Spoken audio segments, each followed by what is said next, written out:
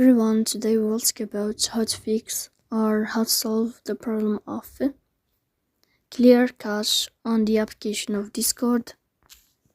You will go to settings as you see and you will click. Here in this page you will go to apps, default apps, app settings.